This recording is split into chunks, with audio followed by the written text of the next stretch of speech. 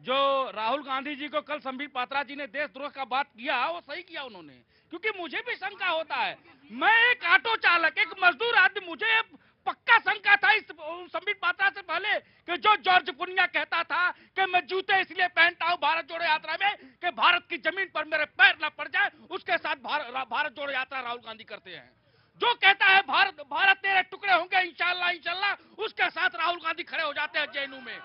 ये शंका है। और ये कहना चाहता हूं साहब, सबसे बड़ी बात, 514 वर्ष बाद भगवान श्री राम जब अयोध्या आए थे तो पूरे देश में, पूरे विश्व में दिवाली मनाई गई थी। लेकिन 500 साल बाद भगवान श्री राम का मंदिर बना, कांग्रेस ने बोला नहीं, हमें नहीं जाना है। ये इससे बड़ा देशद्रोह क्या हो सकता है? इस देश का अगर पहचान है तो सनातन है, और जो सनातन विरोधी है वो देश विरोधी है।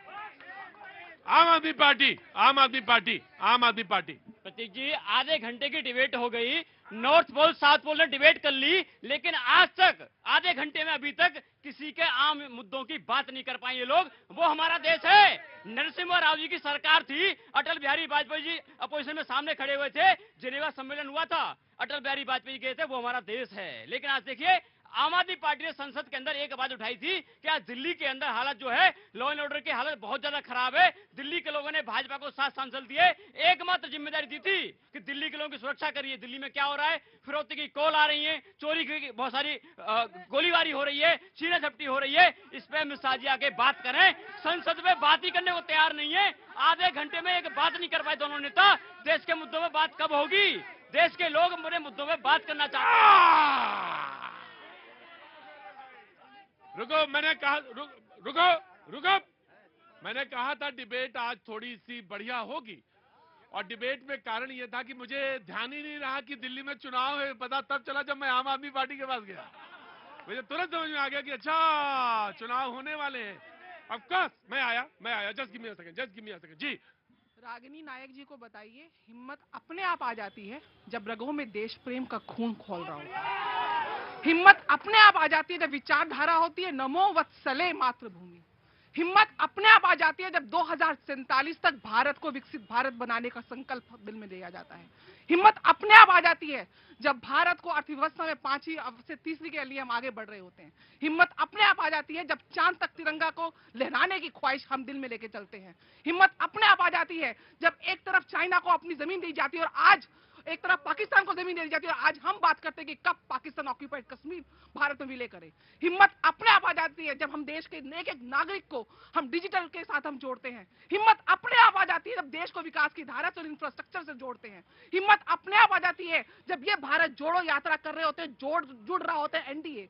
हिम्मत अपने आप आ जाती है जब भारत जोड़ो यात्रा में भारत को तोड़ने वाले लोग साथ में राहुल गांधी के साथ तस्वीरें निकालते हैं। हिम्मत अपने आप आ जाती है प्रतीक जी जब भारत विश्व स्तर पर आज ग्लोबल इनोवेटिव इंडेक्स में भारत की जो रैंकिंग है वो 40 आ चुकी है।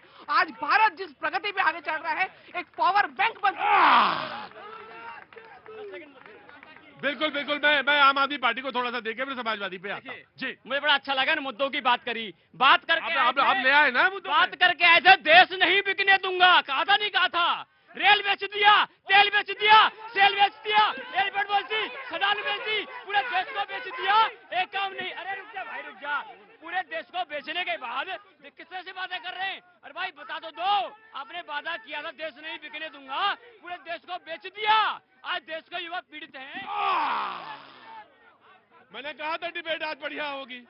मैंने कहा था डिबेट। खड़े रहो। अपनी स्टेयरिंग वहीं रखनी है तुम्हें। बिल्कुल जी। जनाब आली, क्या नाम है आपका? हुजूर, क्या नाम है? मैं अमीर सिंह, रिटायर्ड फौजी हूँ। रिटायर्ड फौजी हैं अमीर सिंह जी। कहाँ से आना हुआ सर? मैं दिल्ली से ही। ये झोला में क्या है? झोला में तो एक कागज है, ड्यूटी जाऊंगा, नाइट ड्यूटी है मेरी। अरे नाइट ड्यूटी है जी। मैंने पूछ लिया बस। मैं बस एक बात पूछना चाहता हूँ। रक्षा मंत्री हमारे मुलायम सिंह यादव थे और कांग्रेस का राज था देश में। हमारे देश के एक अंदर एक जनरल सूरी थे, वो आज कहाँ है और वो कहाँ से आए थे? उतने साल वो इस देश में नौकरी कैसे करके गए? वो इसका जवाब कांग्रेस वाले रक्षा मंत्री दे दो, मैं अपनी पेंशन छोड़ दूंगा। राइट, ठीक। जी प्रतीक भैया, अहंकार की यही खूबी है कि वो ये नहीं पता चलने देता कि वो स्वयं गलत है। आज आम आदमी पार्टी बात कर रही है, छाछ तो बोले चलनी भी बोले जिसमें 72 छेद है। आज आम आदमी पार्टी बोल रही है जिसके विधायक जिसके विधायक वसूली के लिए फोन करवा रहे हैं, आम आदमी पार्टी बोल रही है। और किसके लिए बोल रहे हो? दिल्ली के अंदर आपने क्या किया? एक ऐसा नया स्कूल बताइए दिल्ली के अंदर, एक ऐसा अस्पताल बताइए दिल्ली के अंदर जो आपने बनाया हो। और ये बताइए दिल्ली के अंदर कितने लोगों को आपने जल से नल दिया हो। आम आदमी पार्टी बात कर रही है और कांग्रेस वाले अरे भैया मुद्दों की बात कर रहा हूँ। कांग्रेस का एक मेरा ये प्रवक्ता मेरे बड़े भाई हैं, ये बता दे कि देश के अंदर कांग्रेस का एक भी ऐसा शहीद बता दीजिए जिन्होंने आजादी के अंदर अपनी आहुति दी हो। बता दीजिए एक भी।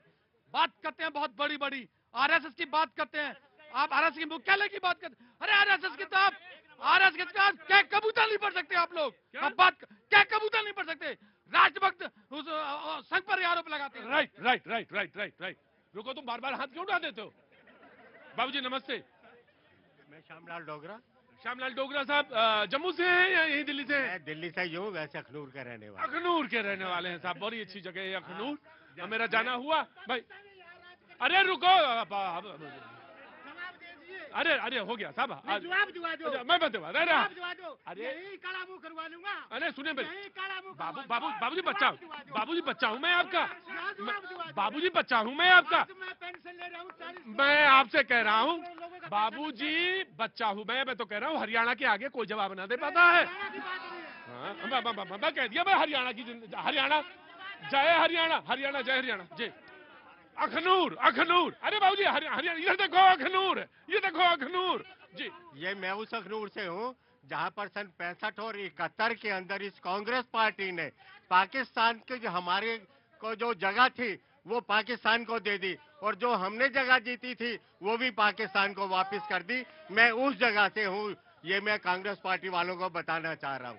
आज भी वो जगह पाकिस्तान के कब्जे के अंदर है, और लाहौर का 13 किलोमीटर का पत्थर अभी कुछ साल पहले जब इंडिया गेट पे रखा गया था, 13 किलोमीटर लाहौर, वो सारा का सारा एरिया जीता हुआ वो पूरा पाकिस्तान को दे दिया था। वो आपके, और आप आरएसएस की बात करते हैं। हमारा देश जब 15 अगस्त को आजाद हुआ था, 16 सितंबर को अगर आरएसएस नहीं होती तो लाल किले पे झंडा दूसरी पार्टी का ही होता, जो कि यहाँ रह गए थे। सरदार पटेल के पास रात को 3 बजे जो लोग गए थे कि देश के अंदर यहाँ पर ऐसा होने वाला है। आप इतिहास में देखना कितनी जगह पे 16 से 19 सितंबर को यहाँ पर झगड़े हुए थे, जिसमें मेहरौली, काके खां की ये सब्जी मंडी के अंदर हवेली और कई जगह पर जो हुए थे वो आरएसएस ने बचाए थे पटेल के यहाँ रात को जाकर। राइट। बैठ जाओ वहां बैठ जाओ। पवन जी आप भी बैठिए, समाजवादी पार्टी आप भी बैठिए। कांग्रेस बीजेपी खड़ी रहेगी, कांग्रेस बीजेपी खड़ी रहे, बाकी कोई नहीं बैठे, सब बैठ जाएंगे। और एक बात और बहुत स्पष्ट तौर से मैं कहता हूं, आपकी पॉलिटिकल पार्टीज को मैं बहुत बहुत नमन करता हूं, प्रणाम करता हूं और दिल से बहुत एहतराम करता हूं, लेकिन कृपया बराए मेहरबानी जनता से मत उलझा करिए। जनता यहाँ पे शिरमौर है, जनता के आगे कोई। अब सुनो, मैंने आपको कंधे सर ठीक, मेरी बात सुनिए, मैंने आपको कंधे पे बैठाला है, मैंने आपको कंधे, मेरी खोपड़ी में मत बैठ जाइए बस। कहां से आना हुआ? मैं कमल कृष्ण यादव झारखंड से। यहाँ कमल कृष्ण यादव झारखंड से जी। क्या काम करते हैं? यहाँ से एलएलबी कर रहा हूँ, डीयू से एलएलबी कर रहे हैं। तो यहाँ कैसे आ जाना हो गया? मैं आया था आज यहाँ घूमने। हाँ। मैं उनसे एक सवाल करना चाहता हूँ। उन्होंने कहा विदेशी माँ के बच्चे देशद्रोही होते हैं। नहीं, ये नहीं कहा उन्होंने। इन्होंने कहा कि ये नहीं कहा, इन्होंने कहा कि चाणक्य ने एक ऐसी बात कही थी। और राहुल गांधी के बारे में भी ऐसा कहा जाता है कि वो, ये आपने जोड़ा भाई सर अखनूर भाई, अगर ऐसा करना है कि मुझे तय करना कि हरियाणा बड़ा है या अखनूर